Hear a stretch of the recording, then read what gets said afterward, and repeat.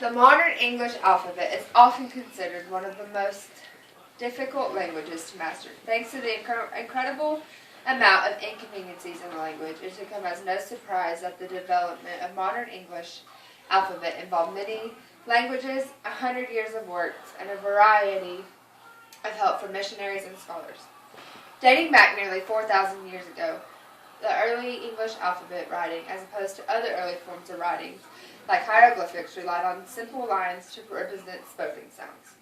Scholars attribute to its origin the little-known asymmetric form of writing developed in Egypt between 1800 and 1900 BC. Building on this ancient foundation, the first widely used alphabet was developed by the Phoenicians. About 700 years later,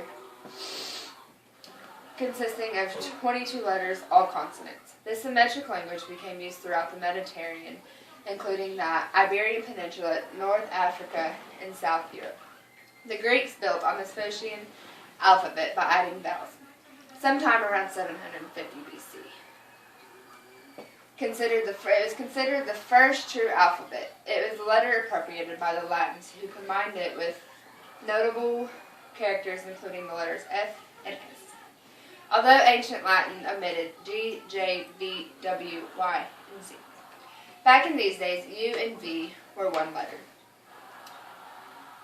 By about the 3rd century, the Roman alphabet looked similar to the modern English. Old English started in the 5th century with Anglo-Saxons, and it was called Furlic, and it was a runic language. In the 7th century, the Latin alphabet was introduced by the Christian missionary, and it had begun to take hold. By 1011, a list of Old English was made. It had all letters except J, V, also known as U, and W. Shortly after Old English alphabet list was made, the Normans invaded and the Middle English started in the 13th century. It was very similar to the modern English, and not many changes were made. Shortly after that, in the 15th and 16th century, modern English was established. Sometime in the 16th century, they split U and V and made them into 2 separate letters. U became a vowel and V became a consonant. That was the biggest change in the alphabet. So as you can see, over time, starting with Old English in the 15th century and from today in the modern English, there's been many changes made.